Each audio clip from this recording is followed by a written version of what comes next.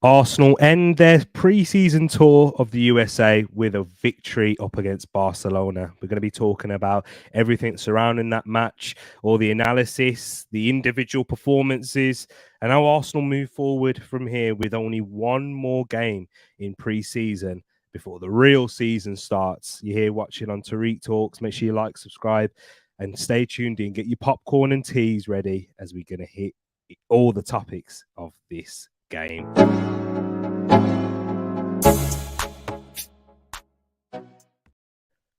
Wagwan, everyone. I hope you're doing well and welcome back to Tereak Talks. Hope you're all keeping well, people. I am knackered. And yes, it's because I did stay up to watch last night's game and it's really taken its toll on me. I wish I did this stream earlier now because I am starting to feel really tired. As soon as the stream's done, I feel like I could go straight to sleep. But I hope you're all keeping well, people. I hope you've all ever had a fantastic Thursday as we are approaching the end of the week. I hope you've all been keeping well. I know it's that time of year where plenty of you might be on holiday, or if you're not, if you've just come back from one. I know how you feel. It's been 2 weeks now since I went on holiday, so yeah, I'm missing it already. But hopefully we'll be looking forward to going on another one soon. But yeah, hope you're keeping good, guys. And yeah, fellow Arsenal fans that are watching, I know you'll feel a lot more content with what you saw last night, or if you were the ones who stayed up, or if you're all the way in the West, then you'd have watched it at a reasonable time. And massive appreciation to you guys. Even you in these times when I've stayed up to watch last night's game, which was a pre-season friendly, and I struggled throughout the day. And even the last night yesterday I was trying to work out the timings. What's best to do? Is it best to sleep beforehand, or is it better to have an early night? I slept beforehand, and did it help?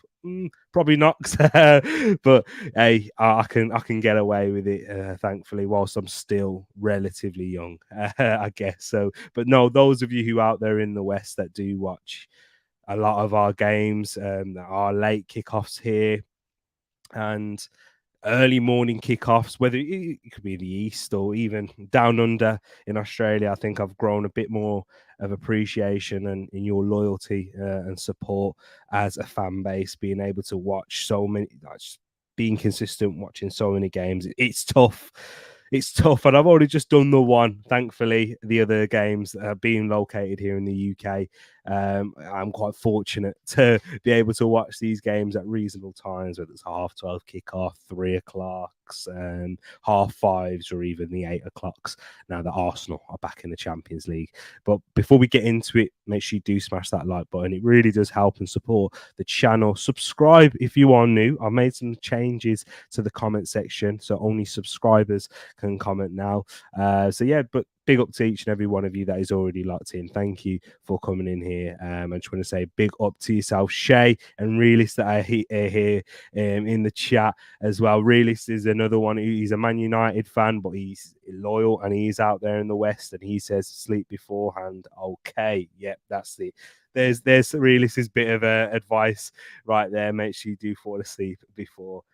So you can watch the game, because it's quite difficult, I can imagine, falling asleep after, even with a win or a loss. Sometimes you get that bit of a buzz, or that bit of frustration when you're thinking about the game, and yeah, as loyal fans to our clubs that we are. But let's start off with what was an entertaining game, and 8 goals, 5 for Arsenal. A lot of things that was impressive from an Arsenal perspective, and also some things that needed some working upon. And we'll touch on all these topics. But first, we'll go into the lineup that was released very late. As the game was delayed, that did not help in terms of the sleeping situation.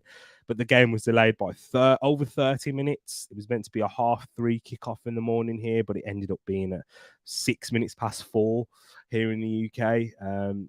36 minutes? And yeah, this lineup only came about half an hour before the game was kicking off. Usually it's an hour, and even in pre-season, it's even earlier than an hour before kickoff, sometimes 2 hours, or just in that in between 1 to 2 hour region.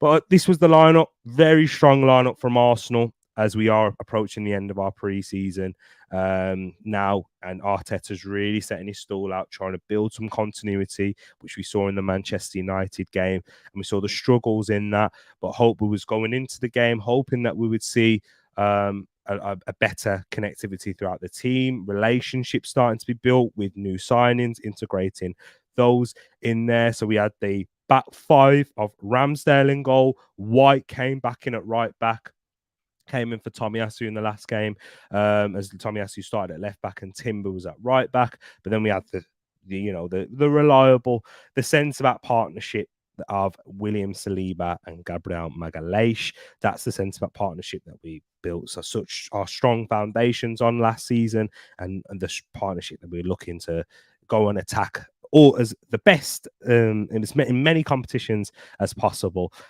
next season. But yeah, I'm sure we'll see some rotation in the cups, of course. But for the main Premier League games and Champions League games, as long as they're fit and available, William Saliba and Gabriel Magalhaes. And then the interesting part was seeing Urian Timber come in at left back. So a right-footed player coming in on that left side, someone that was looking, maybe he's going to play the Zinchenko role. We'll talk about his performance.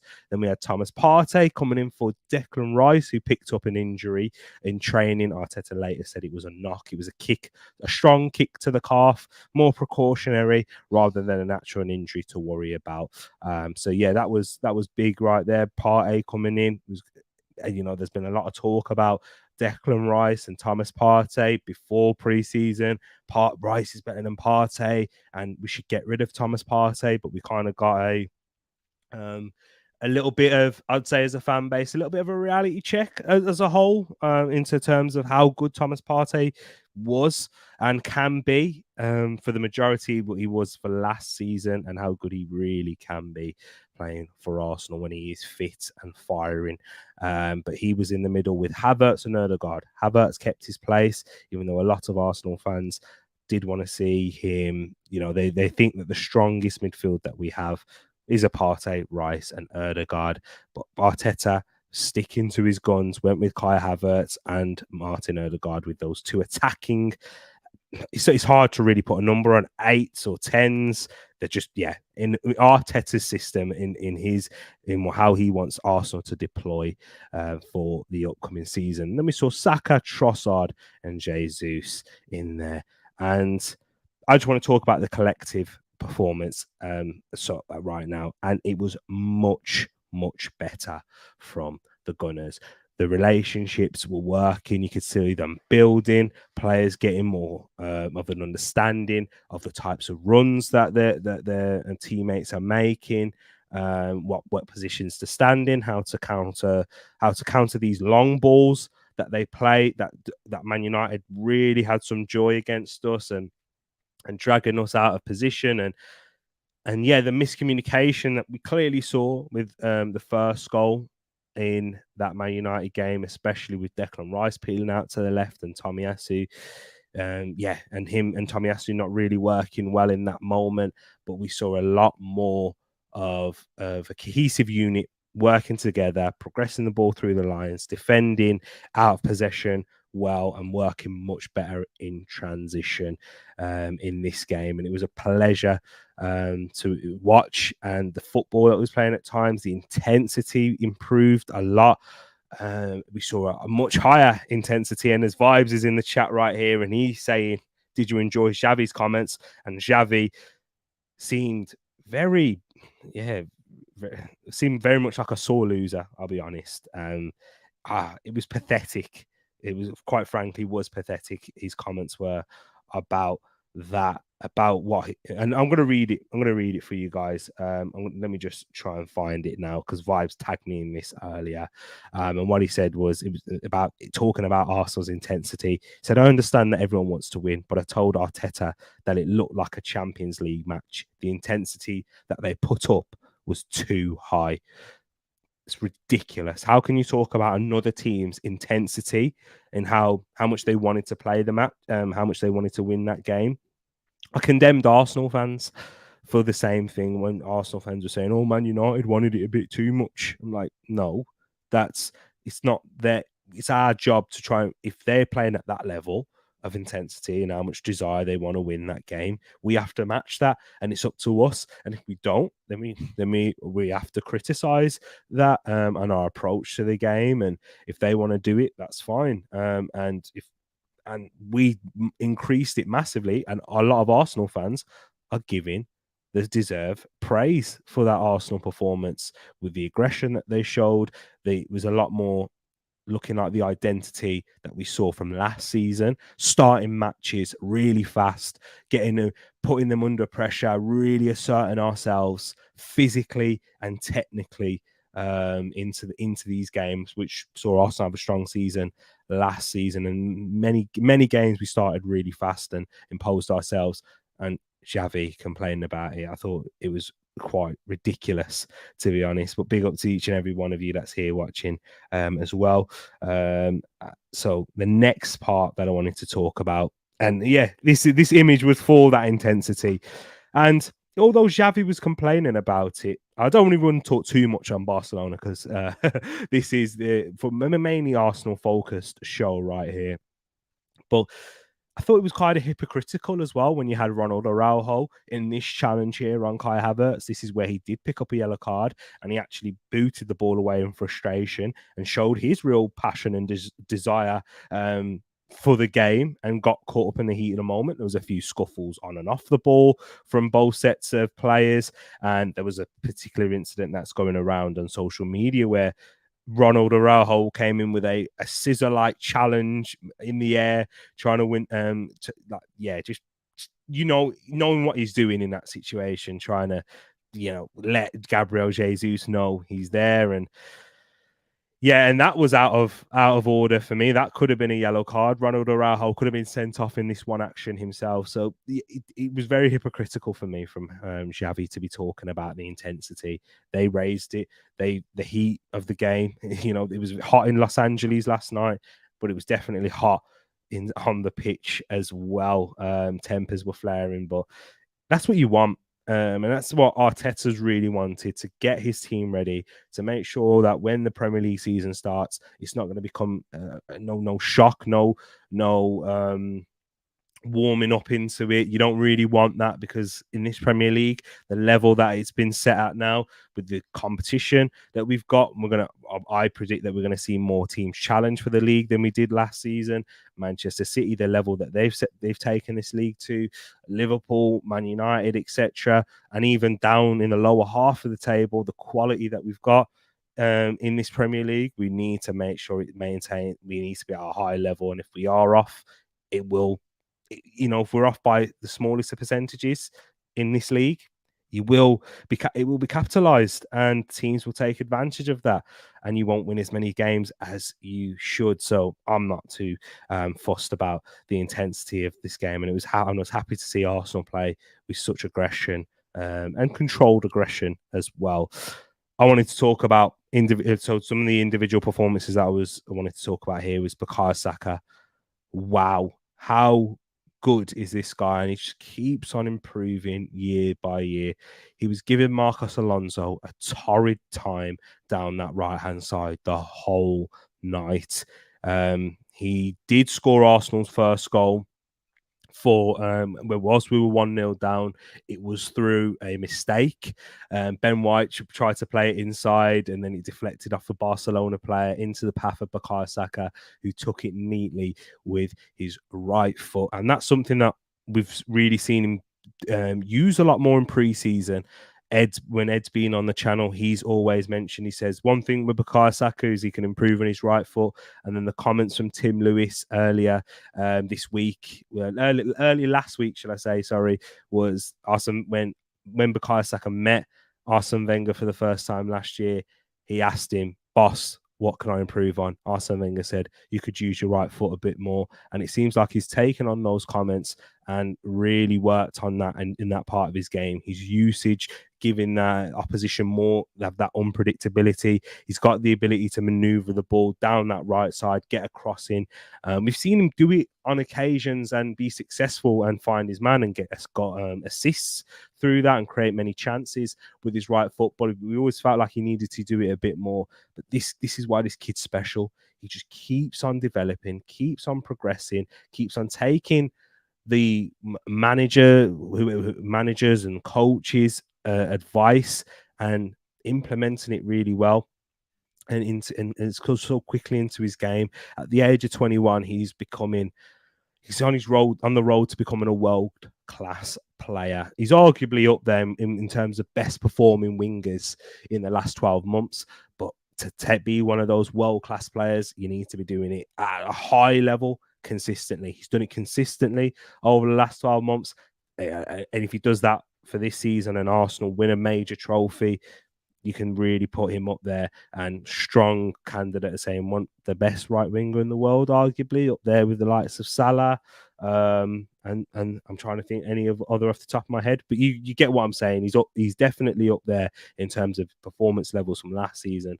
But if you can really say, yep, he is the best, then we'll see if he can maintain this and do it in the big games and gets tough opposition like Barcelona. And come up with big goals, then he will really have something, to really back that case. And you know how much I love Bukayo Saka, guys, wearing this England shirt, and someone that made me fall in love with England as well. Bukayo Saka, since that penalty miss. And speaking of penalty misses, he did miss another one last night, or this morning, shall I say? And yeah, I'm not looking too much into it because it's a pre-season friendly in terms of missing the penalty, and it's not ideal, of course, because his last penalty before that, he did miss it as well up against West Ham. And that was a crucial penalty in the end, if you're looking at it in retrospect. But with hindsight, looking at it from last season, it was a massive penalty miss. And yeah, that's his third penalty miss now in his career.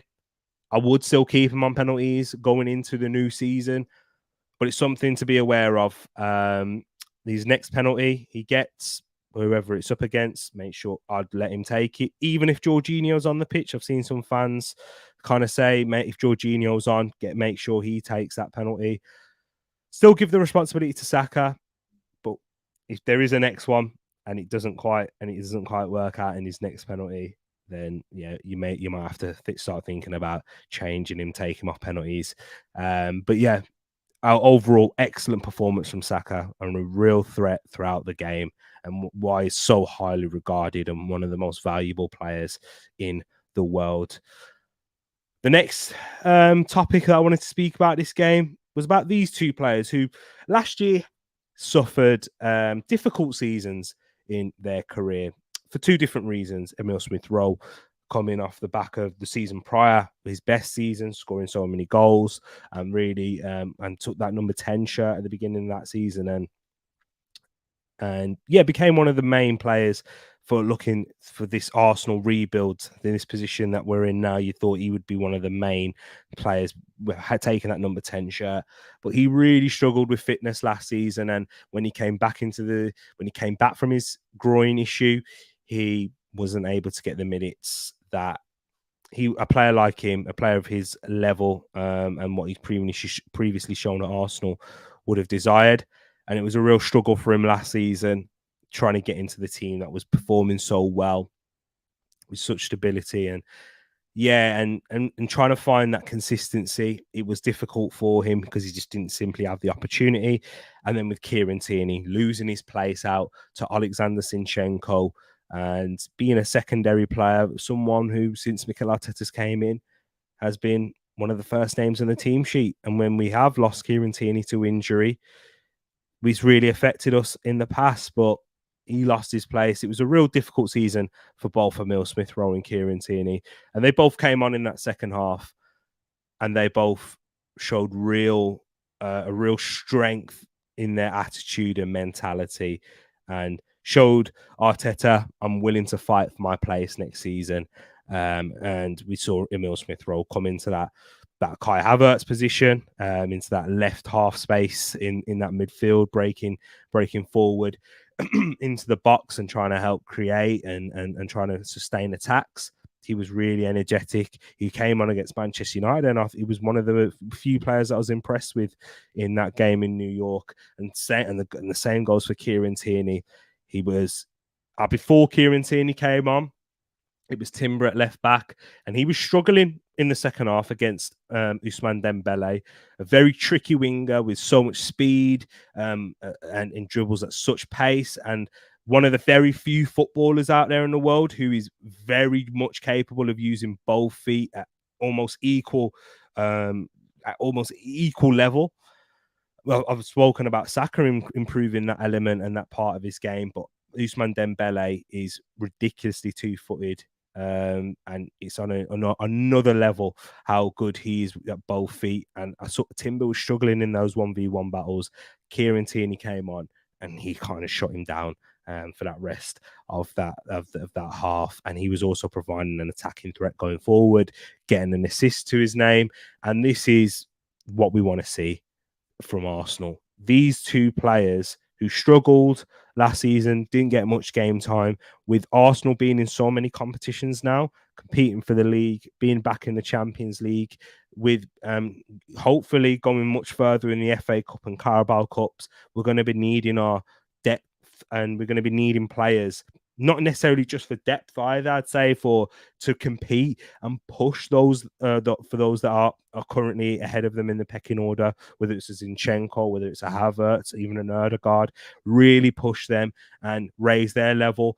And when you are being called upon, give the manager a real headache. And what I've seen from these two in the preseason tour of the USA, absolutely doing that. And if they can maintain that and carry that on into the regular season, I'm talking like it's the NBA here, but if they can do that, then they'll some food for thought for Mikel Arteta, and they'll be knocking on his door with real confidence and strength in their statements when they say, I want to be playing.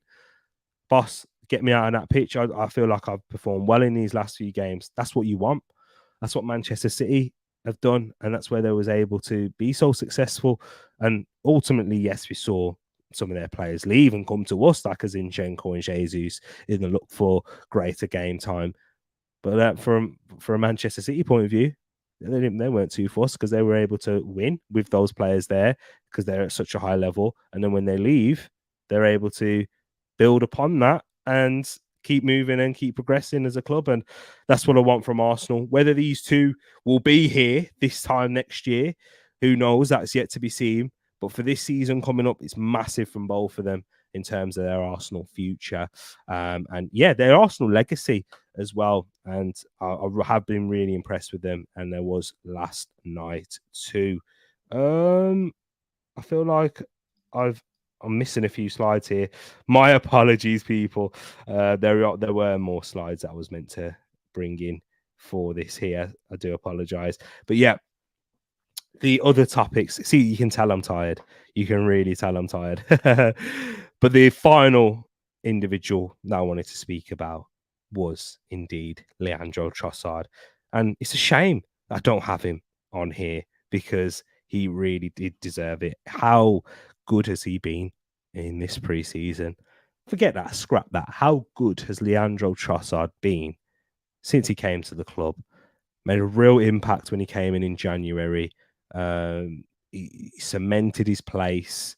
And well, not cemented his place because he came in. We needed depth in that front line. Jesus was injured. Trossard coming in, so when he can play centrally, but predominantly played off the left. We needed competition for Gabriel Martinelli. He provided that. When Martinelli had a little bit of a drop off, I'd say in early February, like late January, he came in and played well. Martinelli came back into the team, was performing well. Eddie Nketiah dropped off and he picked up an injury and was still waiting for Jesus to recover. Leandro Trossard came into that central area and was outstanding. I remember the performance against Fulham where we spoke about that, and he starred in that game. He was the man of the match then also. having good cameos coming off the bench, making the difference. Not ultimately to take Arsenal where we wanted to go in the end, but what a signing he's been for 21 million. Such a technically gifted footballer, able to use both feet. He's got tremendous balance and ball control, composure in the final third, and even in his own third, in his defensive third, when he picks up the ball from deep. He's able to carry it up the pitch and progress it, and usually picks out the right choice in his passes. He's so aware. Such a wonderful footballer to watch, and has those little bit, with a number 19 on his back, little bit reminiscent of a Santi Cazorla, with that diminutive figure, how he operates and has that low center of gravity with his tight dribbling and able to strike the ball off of both feet. 2 goals yesterday, and he fully deserved it. 2 different types of goals as well. You saw with the first goal, out on that left, striking it with his left foot, beating his man, and that's what Jules Koundé didn't know what to do, because he's got the ability to go on the outside, he's got the ability to go on the inside, and he did take it with his weaker left foot, smashed it into the bottom corner. No chance for Inaki Peña in the Barcelona goal. And then with his second one, it was a tremendous cross from Kieran Tierney, but it was difficult to control and finish, and he just made it look easy on his right foot, first time guiding it into the bottom corner. What a signing he has been. We was all gutted when we couldn't get Mudryk in that January window, and he was the alternative. But what an alternative he's been for us, and someone who's going to provide real depth once again, and real options and headaches for Mikel Arteta going into the new season. We'll see what happens up against Monaco. Who'll start there? Will Martinelli start? Will it be Trossard? That will kind of give you a good indication on who's going to start that game against Manchester City in the Community Shield. I want to know who would you start in that game coming up in the Community Shield if it was being played tomorrow? Who would you pick? Leandro Trossard or Gabriel Martinelli? For me, if the Community Shield was tomorrow, it's got to be Trossard. Just simply has to be. You have to reward players for top performances, and the level that he's performed at in this game, and how hard he's worked in pre-season as a whole. I think he deserves it for me in terms of that. And then Martinelli, not a bad option to come off of the bench, and if you need him at all, and someone who does show that intensity and aggression, and who can give you another option, and someone, yeah.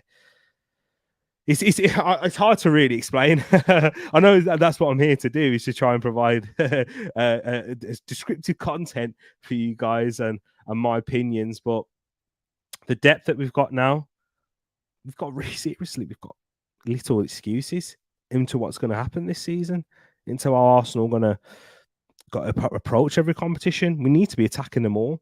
There's only one position you'd say, and that's Saka. In terms of that depth, because if you was to look now for the whole team, you got Ramsdale and Turner. You don't really see much chopping and changing with your goalkeeper, but what a backup Matt Turner is, by the way, someone who's performed really well for his nation in the USA of late. Then you've got Ben White, Tomiyasu potentially at right back. Urian Timber can play there, but if Timber's not going to play there, he's your backup option, a rotation option for William Saliba, Kivior and Gabriel battling out for that left centre back position.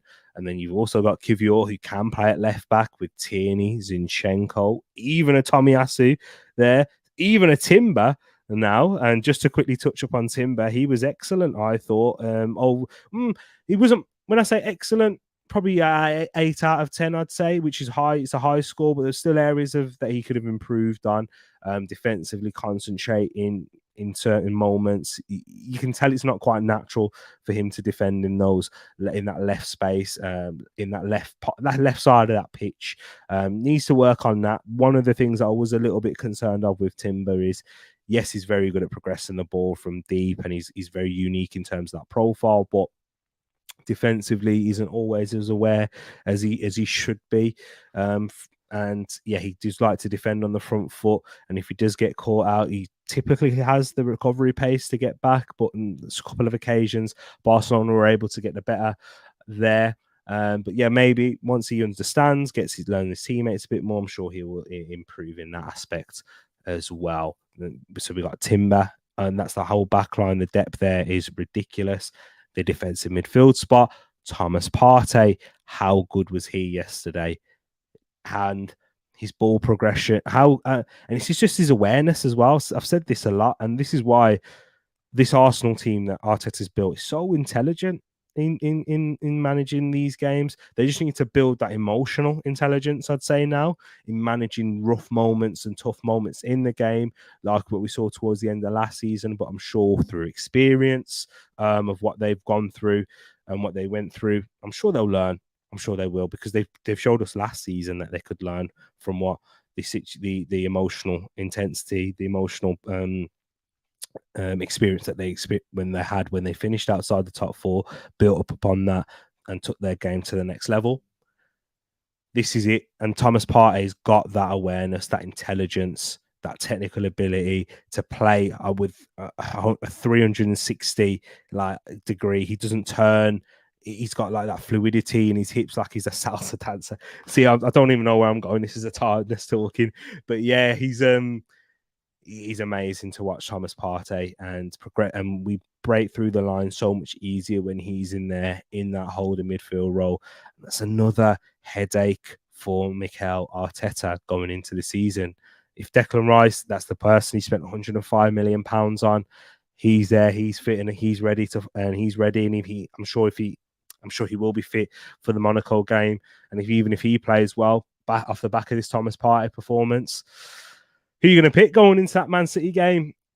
And then also in that midfield, you got Kai Havertz, you got Martin Odegaard, and they really worked well. And last night, that was a real sign of what Arteta is trying to do. Check it out, guys, if you haven't done so. In my last stream that I did, talking about why Arteta is using Kai Havertz, why he should continue to use him, even though we know Arteta's going to do that. But I was just mainly explaining the reasons why Arteta's doing it, and the kind of the image that he's building this team to look like a previous team that won the Premier League. Go check that out if you haven't done so already. Definitely need to go through that, guys, and check that one out. But Havertz, don't look at him as a tempo setter. Don't even look at him like a Xhaka. Arsenal, we're developing into a different team to even last season. His role is much more of an off the ball role, in and out of possession, presses really well. Someone that you can do that and press with out of possession, in possession, someone that you can go long to, provide a direct option. And you've seen Arsenal do that more last season and even in pre-season, going long to him and Jesus. Then you've got him being like as a secondary option for a goal scoring option in the box, also making late runs, similar to a Dele Alli when he was in his pomp at Spurs. Kai Havertz really, he's getting to grips with this now in terms of what Arteta wants from him and in terms of his teammates and then around Odegaard. Yeah, the two goals that we scored, he gave the two goals that we conceded. Sorry, the first two, he gave the ball away. I thought Barcelona broke really well. That was the best goal that they scored on the night, Barcelona. And then the second goal, he turned his back. I was initially blaming Ramsdale, but it was Odegaard who was the one who was at fault for that one for me. And then but he once again, just overall a wonderful player. And help create so many chances when we're in the final third. Also, we've got real technical quality up there and creativity. We've got a perfect balance, and it was nice to see him and Havertz when they were pressing. It was like a seesaw. When one presses, the other drops. And they really are starting to build that understanding. So you saw Havertz press on that left. He drops into the middle alongside Partey. And when the ball's on the right and then Odegaard's pressing, you saw Havertz drop alongside Partey. And that's going to help in terms of our stability and maintain that balance, which is an issue that a lot of Arsenal fans were worrying about with Havertz being into that midfield. Are we going to lose that stability? Don't think so. Because if we can make sure we can just get that understanding when to drop, when to press, And when one player goes where I need to be, get those rotations sorted and down to a T, Arsenal will be fine. Arsenal will be fine. Indeed. So yeah, although we conceded 3 goals, two of them big errors. Odegaard for the second goal turned his back on it for the free kick. Shouldn't do that. If he stands up, faces it, hits him, take the hit. Yeah, mate, go down for a while. You'll get winded. It doesn't deflect like that into the back of the net. And then with the Rob Holding 1-2. With that one, he slipped at the back, and then Barcelona count and took advantage of it, and Ferran Torres scored. But yeah, it was really good that seeing Havertz and Odegaard, and I can see big up everyone that's watching here now. And Moss, this is just perfect timing. Fabio, what a boom to silence the detractors. Tereak talks exactly. Fabio Vieira, he needed that after his penalty miss against Man United. He would have been feeling it. He would have been disappointed. But that's a perfect way to come back and say, "Shh, I'm here. This is my time now. I've settled. I needed that season to settle, to understand Arteta's way of playing, to understand the intensity, the physicality of the Premier League. Still a young player, had his injury issues as well last season, which halted his start. But now Fabio Vieira, another one who can provide another attacking option. We've got so much, guys. I keep saying it. I keep on doing it as well. I keep on saying it in terms of this depth, and I'm going to keep on saying it throughout the whole season. We've got some of the best depth in the league, guys. If you're talking about position and the quality that we've got in there, and Fabio Vieira can provide a real option. And he has plenty of his detractors. Moss he's right in saying that. He has plenty of them. But this is where he can prove the doubters into them believers, because Arteta has real faith in the Portuguese man. So yeah, there's no questioning the technical ability of Fabio Vieira. We've seen it in the Europa League games, in the FA Cup game against Oxford, and even against Brentford in the odd Premier League game. It's just he struggled with, really understanding the positioning, getting to grips with the physicality of the Premier League. But I'm sure he will now, and I'm sure now he's had his first season to bed in. We'll see a better Fabio Vieira this upcoming season. So it's really exciting looking at that. And then the attacking front line, we spoke about Trossard, spoke about Saka, but how good is Gabriel Jesus? In and out of possession. The press was much more effective. Holding up the ball was much better. And linking up then when Eddie Nketiah was there, unfortunately, the difference in quality is huge. And this is why and it's a shame for Eddie Nketiah, because he's someone that, me personally, I would look to move on and try and get better and someone closer to the level of Gabriel Jesus, so that when we do lose Gabriel Jesus, and if Eddie Nketiah was to come in, that we don't have as big as a drop off in terms of those aspects in what he brings, because he doesn't bring it. Eddie Nketiah doesn't bring something different either. Whereas a lot of Arsenal fans, I know Moss would as well, he'd say, I would want someone who, if you're not going to give me what Gabriel Jesus does, give me something different. Give me a big man who can play direct, who can still hold up the ball very well. And by the way, these are traits that Gabriel Jesus does have, even though he's 5'9". That's probably one of his strongest areas in holding up the play. But yeah, someone who can give us a different option up top, and even a Balogun who gives us a different option to Gabriel Jesus. Someone who does like to play on the last line, does like to try and make those penetrative runs in behind, getting those running the channels. And Gabriel Jesus does that, but to a different way. And that's what Balogun does. That's why personally I would keep him. And I don't really think that.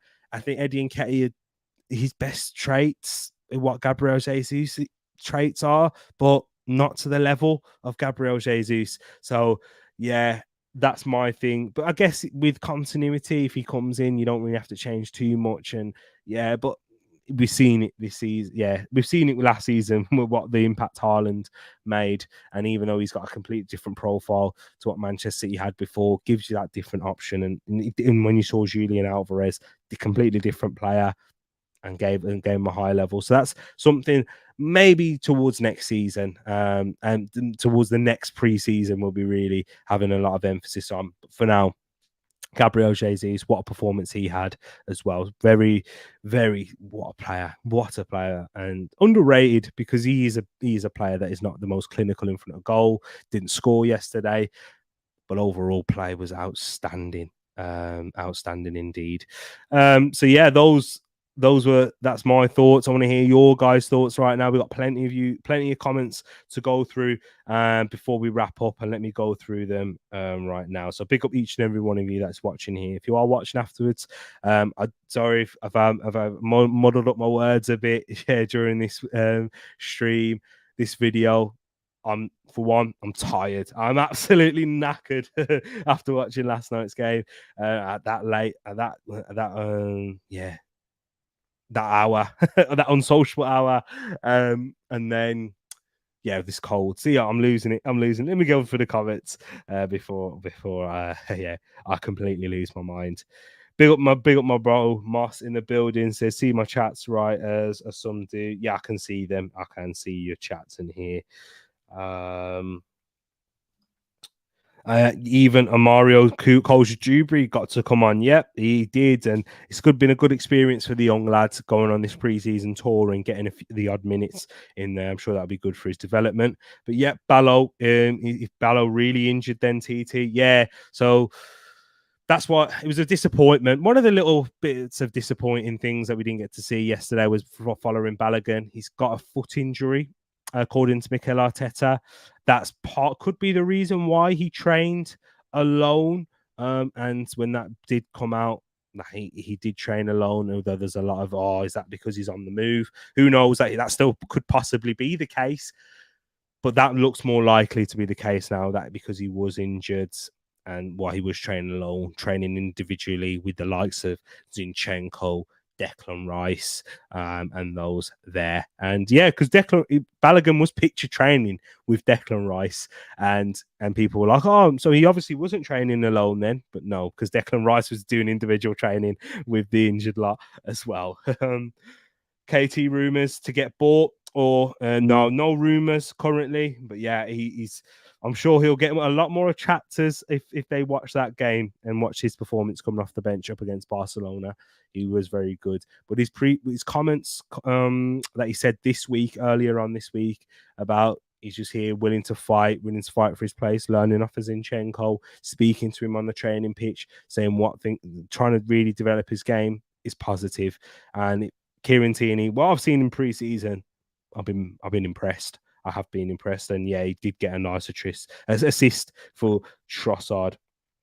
Xavi was speaking about Arsenal's tackles. Did that brother miss what Araujo did? Exactly. 110. You know what I mean? Vibes.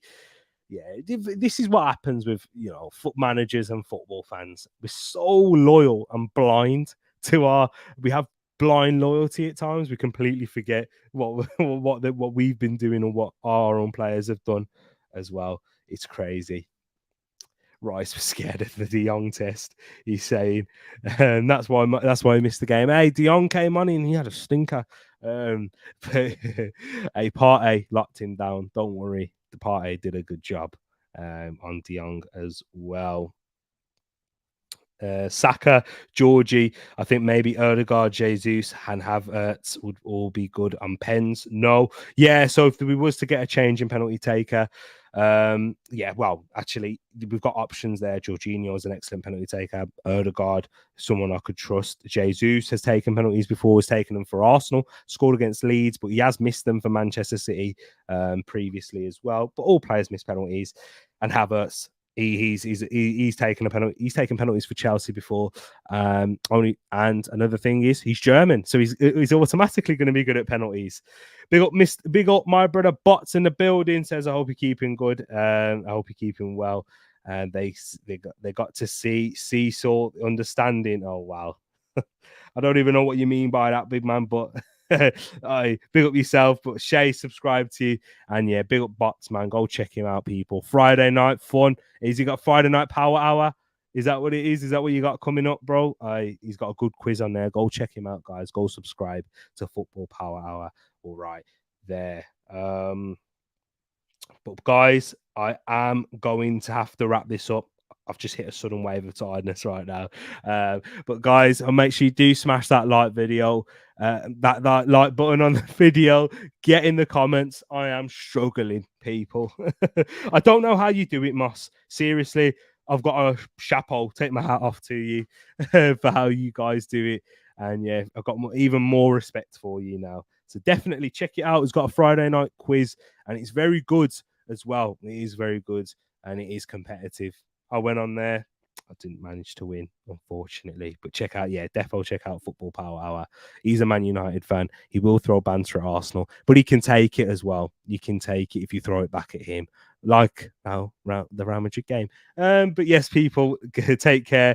Enjoy the rest of your Thursday night. I will be back with you over the weekend. But if I don't catch you tomorrow on Friday, unless there's any breaking news, I hope you have a fantastic Friday. But I will definitely catch you on Saturday at the latest. So take care, people. We're out, and peace.